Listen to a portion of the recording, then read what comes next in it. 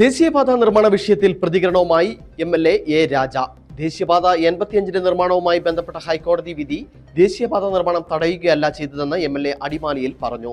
ആവശ്യത്തിൽ അധികം മരങ്ങൾ മുറിച്ചിട്ടുണ്ടെങ്കിൽ ചീഫ് സെക്രട്ടറി അത് അന്വേഷിച്ച് റിപ്പോർട്ട് തേടണമെന്നാണ് ഹൈക്കോടതി പറഞ്ഞിട്ടുള്ളത്. ജില്ലയിലെ MP അടക്കമുള്ള നേതാക്കൾ ജനങ്ങളെ തെറ്റിദ്ധരിപ്പിക്കുകയാണ് ചെയ്തിട്ടുള്ളതെന്നും എ രാജ വ്യക്തമാക്കി.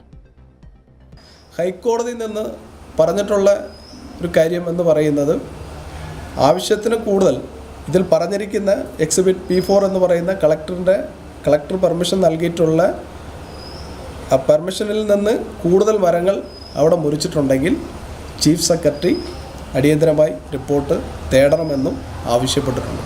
ഇതാണ് ഇന്നലെ കോടതിയിൽ നിന്ന് പറഞ്ഞിട്ടുണ്ട്. അവിടെ നടക്കുന്ന റോഡ് വർക്കുകൾ കോടതി തടസ്സപ്പെടുത്തിയിട്ടില്ല. അങ്ങനെ ഒരു ഉത്തരവും കോടതി പിറപ്പിച്ചിട്ടില്ല.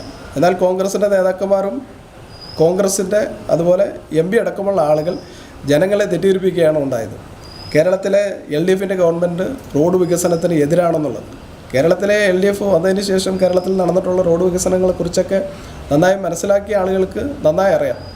ഇവിടെ മലയോര ഹൈവേ നടക്കുന്നുണ്ട്. 13 മീറ്ററിലാണ് മലയോര ഹൈവേ നമ്മുടെ ജില്ലയിലടക്കം നിരവധിയായിട്ടുള്ള സ്ഥലങ്ങൾ റോഡ് പണി പൂർത്തിയാക്കുന്നത്. LDF ഗവൺമെൻറ്റാണ് മുന്നിൽ നിന്ന് ഈ കാര്യങ്ങളെല്ലാം ചെയ്തുകൊണ്ടിരിക്കുന്നത്.